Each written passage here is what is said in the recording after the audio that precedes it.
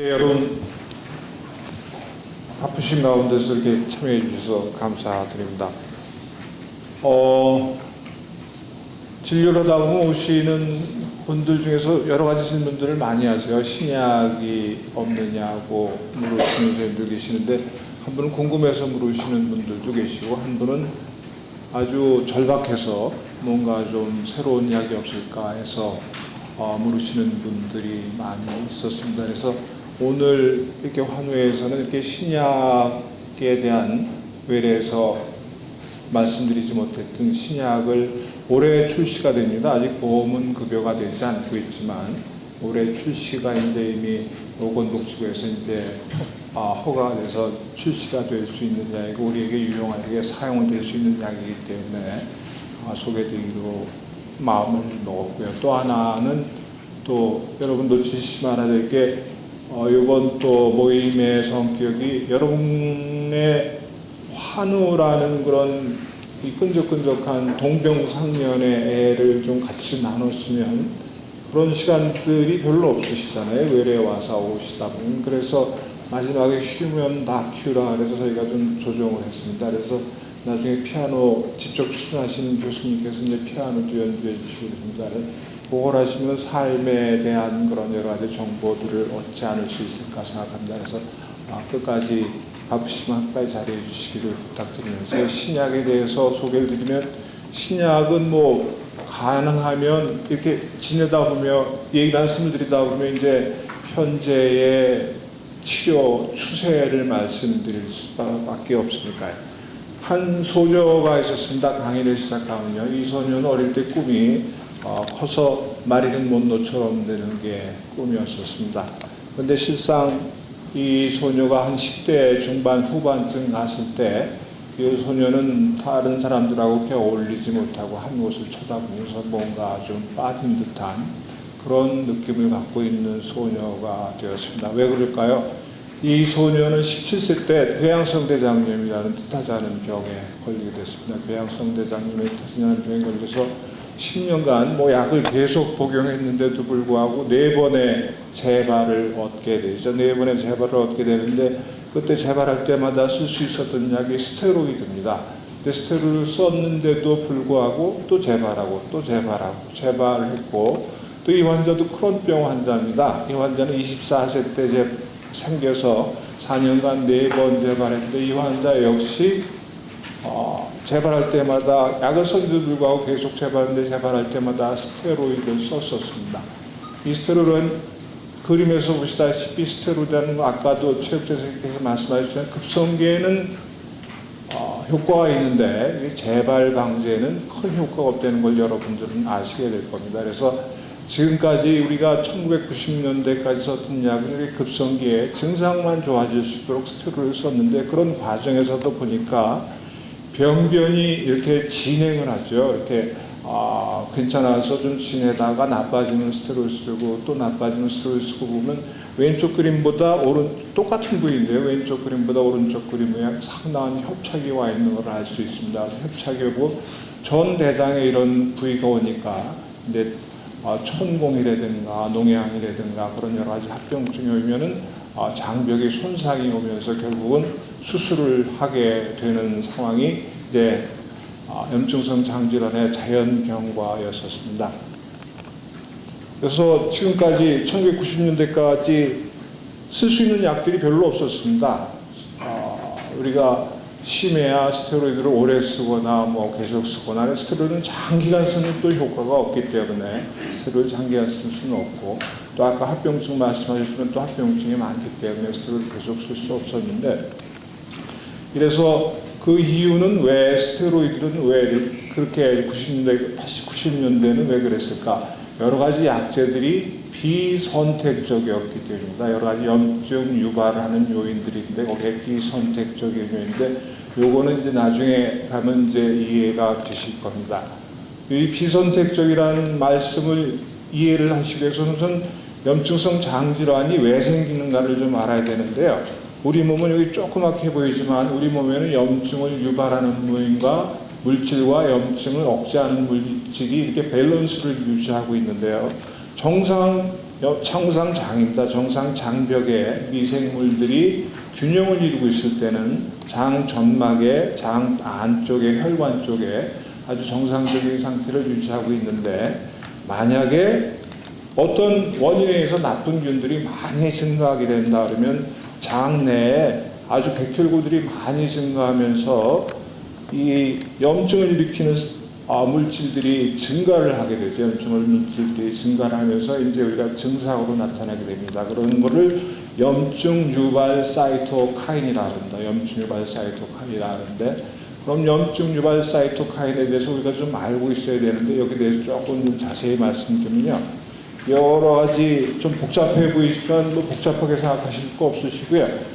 요게 염증 유발 사이토카인의 종류가 상당히 다양합니다. 염증 유발 사이토카인은 상당히 다양한데, 여기 말씀드린 둥그렇게 친데 이것이 다 염증 유발 사이토카인인데, 아까 비선택적이라고 말씀드렸던 이유는 스테로이드나 아자시오프린이나 뭐 살로파크, 아사콜 그런 5-SA제들은 이들 여러 물질들 어떤 특정한 타겟을 삼지 않고 전반적으로 억제를 하다 보니까 어떤 사람한테는 잘 듣고 어떤 사람한테는 잘 안 듣고, 그래서 비선택적이라는 거죠. 그래서 큰 효과가 없었던 거고, 스테로이드는 전신에 아주 급성기에 사용하니까 조금 효과를 봤던 겁니다. 그래서 비선택적이었는데, 이제 이거 갖고는 안 되겠다. 저렇게 자꾸 놔둬보니까 환자가 협착이 진행되고 수술이 되고 그러다 보니까 환자의 삶의 질이 떨어진다.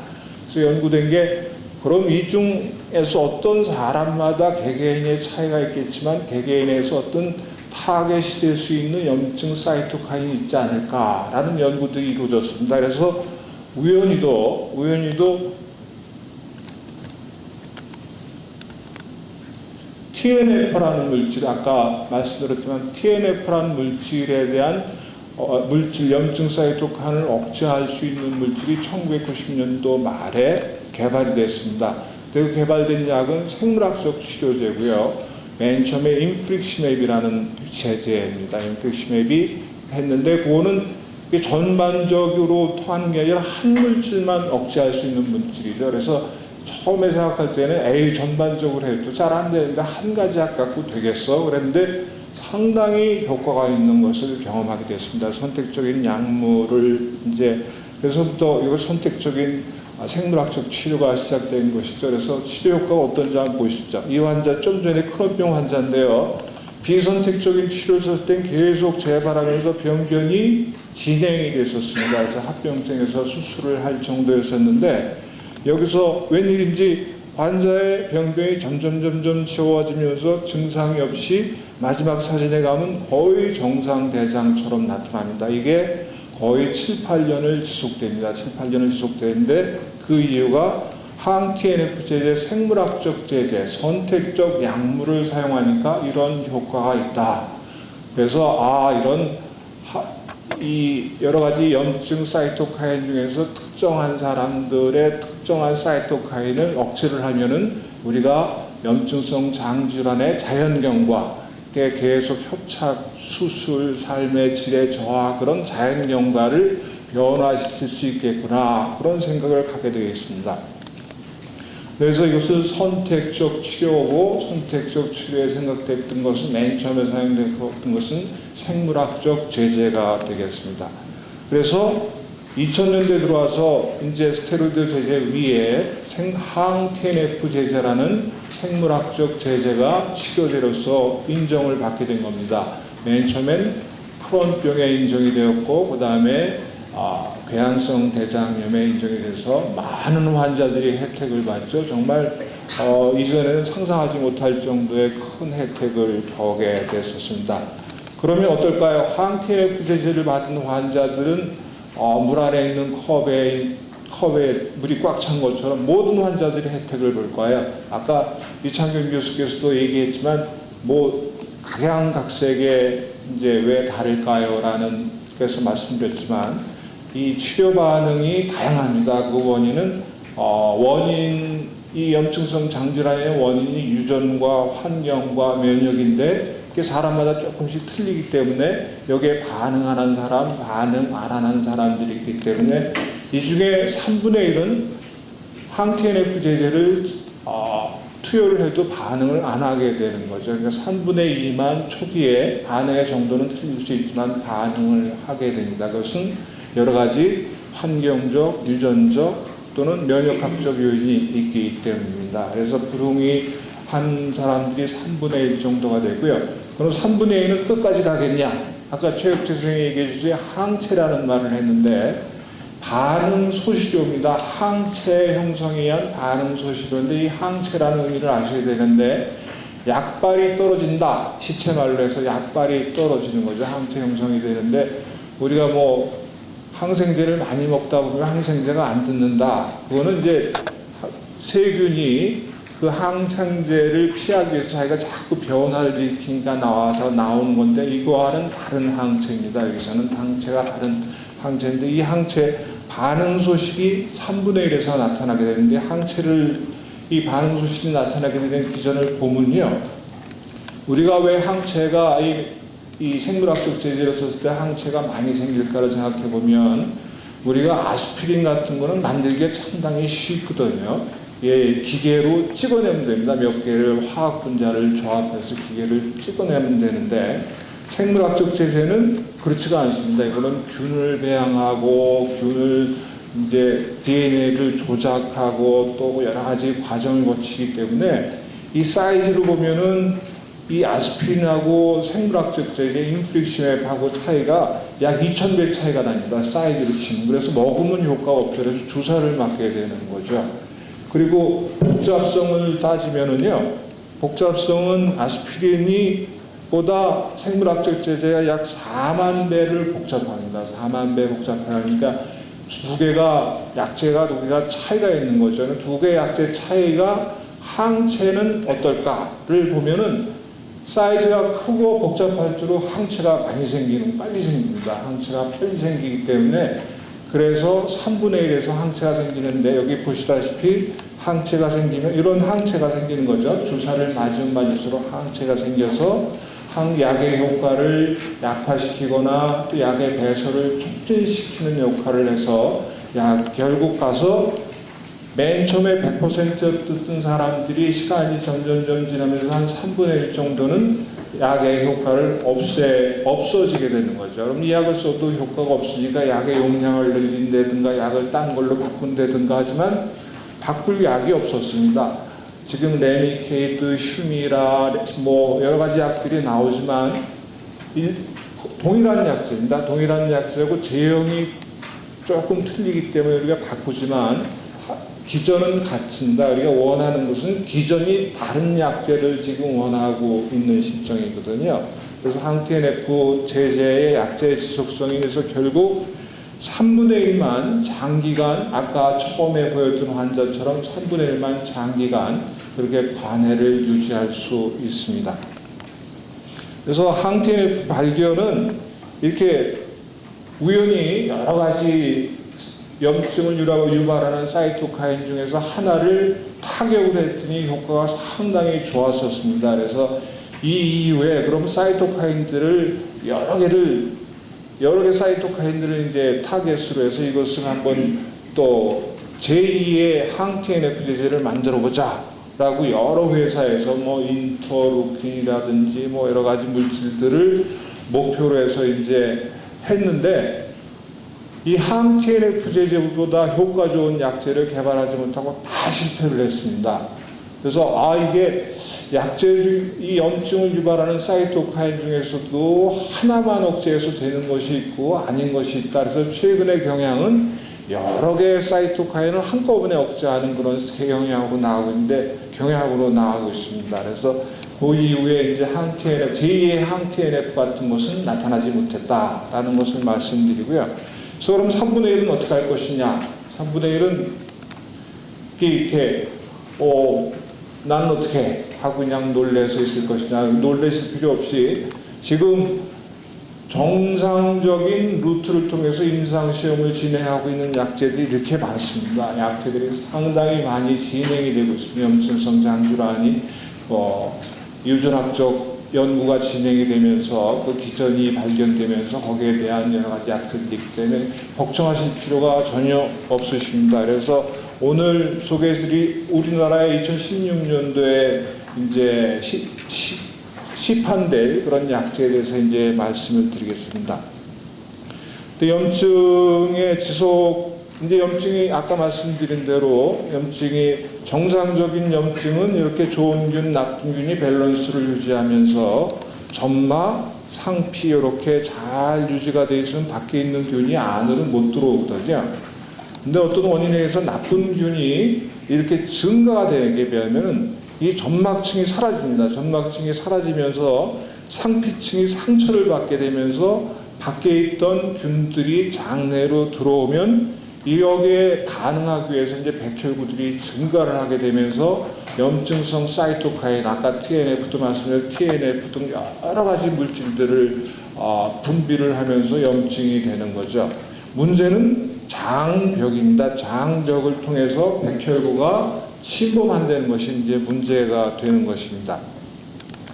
그래서 말씀드린 대로 그림은 좀 복잡하지만 우리의 궤양성 대장염이 크론병이나 궤양성 대장염, 궤양성 대장염, 크론병이 염증이 지속되는 이유는 이 백혈구가 점막을 통해서 계속적으로 충원이 되고 보충이 되기 때문에 이 궤양이 낫지를 않는 것입니다. 그래서 이 백혈구에서 분비되는 물질이나 또는 백혈구의 이동을 억제하면 염증이 이제 좋아지는 거죠. 여기서 이제 말씀드린 신약은 이 백혈구의 이동을 억제를 하는 약입니다. 말씀드려서 보면 백혈구가 이 망가진 장혈관, 장내 혈관을 통해서 백혈구가 이동을 하는데요. 이동을 하기 위해서는 여러 과정이 필요한데 백혈구가 장 점막에 있는 어떤 고리와 같은 데와 달라붙는 그런 고리와 열쇠 같은 구조를 갖고 있습니다. 그래서 이 자물쇠와 열쇠 같은 것으로 되어 있어서 요게 두 개가 겹쳐야지만 밖으로 튀어나갈 수가 있거든요. 근데 새로 개발된 약제는 요 두 개의 접촉을 억제를 하는 겁니다. 두 개가 만나지 못하니까 백혈구와 장 점막에 가서 달라붙지 못하죠. 그게 당연히 밖으로 나가지 못하게 됩니다. 그래서 이것을 백혈구 유착 방지제라는 약이 새로 개발돼서 올해부터 시판됐고 외국 선진국에서는 지금 많이 사용되고 있습니다. 그래서 그 효과를 어떨까요? 효과는 그럼 지금 아까 항TNF 제제가 상당히 효과가 있었다니까 좋을까요? 예, 상당히 좋습니다. 상당히 좋아서 저희가 임상시험을 했었는데요. 이 환자는 여러 가지 약제, 인플릭시맵, 아까 레미케이드, 슈미라 뭐 여러 가지 약제를 썼는데도 불구하고 아주 안 낫는 환자인데 요 3번 주사를 맞으니까 아주 정상적이 됐어요. 그러니까 이 환자에게서 필요했던 것은 다른 약제가 여기 용량을 늘리거나 그런 게 아니라 작용 기전이 틀린 약제를 원했던 거죠. 이 환자는 그 이유는 유전학적으로 면역학적으로 이 환자는 그 항TNF 제제의 반응이 떨어지는 환자였기 때문입니다. 그래서 이 환자는 이런 환자들에게 이제 필요하게 돼서 효과가 상당히 좋다는 것입니다. 효과에 대해서는 나중에 또 말씀드리고 하겠습니다. 그래서 현재 이 치료 방법은 항TNF 제제해서 2016년도에 다시 여기에 백혈구 유착 방지제라는 것이 그 위에 올라오게 됩니다. 백혈구 유착 방지제라는 것이 올라오게 되죠. 그럼 항TNF 제제와 백혈구 유착 방지제의 차이점은 무엇일까? 여기 말씀드렸듯이 항TNF 제제는 전신에 작용합니다. TNF라는 물질이 아까도 얘기했지만 종양과도 관계있지만 온몸에 지금 퍼져 있거든요. 그러니까 장 외에 있는 것들이건 어떤 몸 안에 있는 모든 항TNF는 다 억제를 하는 건데요. 근데 새로 생긴 백혈구 유착 방지제는 장에만 있습니다. 장, 대장, 소장, 식도, 위, 담낭 그런 데만 존재를 합니다. 그래서 장에만 선택적으로 작용합니다. 그래서 이게 좋은 점이 있고 나쁜 점이 있습니다. 전신적이니까 이 항TNF 제제는 류마티스 관절염에도 쓸 수 있고요. 또 궤양성 대장염 때 피부나 뭐 관절염 그런 데 많이 오잖아요. 그런 데도 쓸 수가 있는 약인데 비해서 이 백혈구유착 방지제는 그런 데는 전혀 쓸 수가 없습니다. 특히 항문 주위에 뭐 농양이 생긴다든가 그럴 때는 이 약의 효과가 없습니다. 이 약의 효과가 없는 약이라는 건 아는데, 또 좋은 점은 무엇이냐?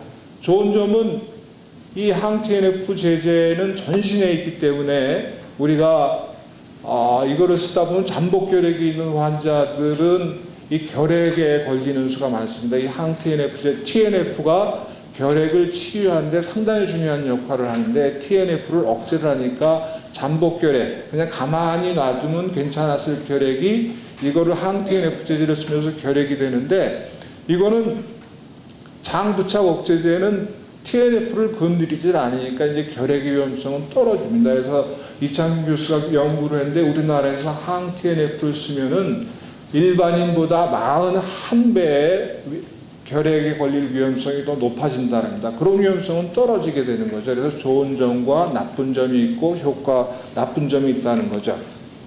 그럼 치료 방법은 어떻게 되느냐? 아까 말씀드린 대로 생물학적 제제입니다. 우리가 먹는 약이 아니기 때문에 그래서 주사를 맞아야 됩니다. 주사를 맞고, 또 주사 맞는 방법은 어떠냐? 레미케이드, 휴미라 거의 비슷합니다. 레미케이드와 휴미라가 비슷하고, 주로 레미케이드와 더 비슷하겠네요. 이제 처음에 정맥 주사로 맞는 거니까요. 정맥 주사로 맞는데 보험이 되느냐?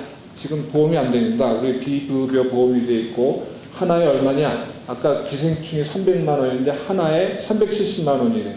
370만 원이니까 지금 현재로서는 뭐 사용이 좀 불가능한 실정이고요. 이제 제작사 입장에서는 올해 말쯤 이제 보험이 된다는데, 보험이 되면 저희가 5%만 이제 환자들이 지급하면 되거든요. 그러니까 우리 환우들이 이제 힘을 합쳐서 이런 약을 분명히 요구하는 사람들도 있으니까 이런 약이 보험급여가 될 수 있도록 의사들과 이제 환우들이 이제 노력을 하면은 우리가 쓸 수 있는 약들이 많아지면 환자나 의사나 다 유리해질 수 있는 겁니다. 그래서 마지막으로 이제 정리를 하자면, 이제 항TNF제 백혈구유착 방지제를 비교를 해보면, 항TNF제는 TNF를 그냥 억제시키는 약이었습니다. TNF를 억제시키는 약이었는데, 백혈구유착 방지제라는 것은 이렇게 구멍난 이 벽을 시멘트로 메꾸는 거죠. 시멘트로 메꿔서, 실제로 메꾸는 건 아니지만 메꾸는 것 같이 백혈구의 이동을 방지함으로써 염증을 억제하는 그런 작용을 하는 것입니다. 그래서 두 개 약의 기전이 틀리다. 우리는 똑같은 약에 변형된 제형을 원하는 것이 아니라 기전이 다른 여러 약제를 갖고 있음으로써 각 사람에 필요한 그런 약제를 선택해 주기를 의사들과 환자들은 소망하고 있는 것입니다. 그러면 우리가 지금 휴미라, 레미케이드 뭐 여러 가지 약들이 지금 아주 좋은 효과를 나타내서 쓰고 있는데, 이런 백혈구유착 억제제라는 약이 나왔는데 과연 두 개 중 어느 게 더 효과적일까요? 상당히 중요한 겁니다. 그렇다면 어떤 환자가 이제 크론병인데 막 나빠졌다, 궤양성 있는데 나빠졌다로 처음에 항TNF 제제를 써야 될까요? 백혈구유착 억제제를 써야 될까요? 그거를 결정하는 문제거든요. 그러니까 상당히 중요한 문제인데, 지금으로서는 알 수가 없습니다. 왜 알 수가 없냐 하면, 지금 이런 아까 보여드렸던 좋은 슬라이드였던 것도 상대가 됐던 것은 위약입니다. 가짜 약을 상대로 했기 때문에, 가짜 약을 상대로 해서 좋은 효과를 나타내기 때문에, 이게 현재 사용되고 있는 약제랑 비교했을 때 어떤 게 더 좋을지는 알 수가 없는 거죠. 그래서 이거를 알기 위해서는 현재 사용하고 있는 좋은 약하고 지금 새로 신학된 약하고를 두 개를 비교를 해야 되는 겁니다. 그래서 지금 그렇게 비교를 하기 위해서 지금 그런 효과 비교 임상 시험이라 하는데요. 이제 어떤 사람은 항TNF 제제를 주고 어떤 사람은 항백혈구, 환자는 모르는 거죠. 이건 두 개를 줘서 두 개가 어떤 게 더 좋은지를 이제 비교하는데 지금 진행 중에 있습니다. 그렇다 보면은 이제 얼마 있어서, 그래서 이제 두 개 중에서 이제 어떤 결과가 나오겠죠. 어떤 결과, 어느 게 더 우수하다 또는 동등하다 뭐 이런 결과가 나오는데, 그래서 지금 현재 2016년도에는 이런 스케줄로 지금 치료 방법으로 약제가 이제 치료가 되는데 2020년도 되면 이런 결과가 만약에 나타났다. 2020년도에 그럼 항TNF 제제, 백혈구 유착 제제 두 개 중 아무거나 선택을 해도 된다라는 얘기가 될 수 있는 거죠. 결과에 따라서는. 그래서 이 임상 비교 효과 시험이라는 것이 상당히 중요하고 진행 중이고 우리가 이런 결과를 기다리면 보다 효과적이고 안정적인 약을 쓸 수 있는 날들이 오지 않을까 생각합니다. 그래서 마지막으로 정리하면 이 백혈구 유착 신약은 생물학적 제제인 백혈구 유착 점막 방지제로서 장현막 점막에 백혈구가 유착해서 이제 장으로 들어가서 이제 막 염증을 유발하는 것을 억제하는 생물학적 제제고, 아까 얘기했던 대로 전신에 하는 것이 아니라 장에만 선택적으로 작용합니다. 그래서 지금 적응이 되고 있는 것은 중등증, 아주 심하거나 조금 심한 아주 경한 환자들은 이게 안 되죠. 아까 370만 원이라고 말씀드렸잖아요. 아주 경한 환자들은 안 되고, 그런 환자들 중에서도 특히 지금으로서는 항TNF 제제를 썼는데 처음에 썼는데 안 듣는다, 또는 항TNF를 쓰다가 몇 년 쓰다 보니까 항체 형성 때문에 효과가 떨어진다, 그런 환자들만 비 370만 원을 내더라도 사용할 수가 있습니다. 그런 환자들만 사용할 수 있는 그런 약제고, 자세한 스케줄은 아직 잡혀져 있지 않은 상태입니다. 그래서 새로운 임상시험 현황을 보면은 여러 가지 생물학적 제제, 여러분들도 이거 복잡한 얘기지만 저분자의약 등 그래서 여러 가지 약제들이 하고 있는데, 지금 상품화가 우리 염증성 장질환에 되어 있는 건 두 가지 약제입니다. 항TNF 제제하고 백혈구 부착 억제제. 이제 이런 약들이 쭉 앞으로 몇 년 후면은 우리 염증성 장질환 치료에 나타나게 됩니다. 그러면 백가쟁명의 시대가 오는 거죠. 야리 춘추전국 시대처럼 네가 낫다 내가 낫다 하고 서로 싸우고 서로 비교하고 그런 시험들이 오기 때문에 의사나 특히 환자분들은 상당히 행복하죠. 그래서 이런 약제 중에서 또 좀 발전하면은 이 환자에서는 이 중에서 요 새로운 사람이 하나 올라오는데 얘가 상당히 이 환자에게는 상당히 중요하겠구나 라는 그런 시대가 올 것으로 생각합니다. 그래서 우리 염증성 장질환의 치료, 궤양성 대장염, 크론병 궤양성 대장염 치료는 점점 좀 좋아지고 있습니다. 앞으로 나라에서 또 박근혜 대통령이 중증질환해서 급여가 많이 보험되고 있고 그래서 많이 좋아지고 있는 상황이고요. 아까 말씀드렸듯이 5월 19일 날 IBD 데이를 맞이해서 저희가 IBD 데이는 염증성 장질환의 완치를 목표로 하시는 날입니다. 5월 19일이. 그래서 저희 염증성 장질환 센터도 염증성 장질환 완치를 위해서 5월 19일 하루 전날인 5월 18일 날 우리 주변에 있는 염증성 장질환을 치료하는 개원의 선생님들을 모시고 교육을 했고, 또 교육과 함께 상당히 많은 연구들을 하고 있습니다. 이찬 교수님이 특히 주도가 돼서 많은 연구를 해서 논문들도 많이 내고 있고, 또 진료 면에서도 이런 여러 팀을 구성해서 염증성 장질환 환자들을 치료하고 있습니다. 그래서 조금만 참고, 지금도 많이 좋아졌습니다만 조금만 참고 기다리시면은 본인에게 맞는 약으로서 재발 없이 평생 갈 수 있는 그런 시대가 오지 않을까를 희망하고 기대하면서 강의를 마치겠습니다. 감사합니다.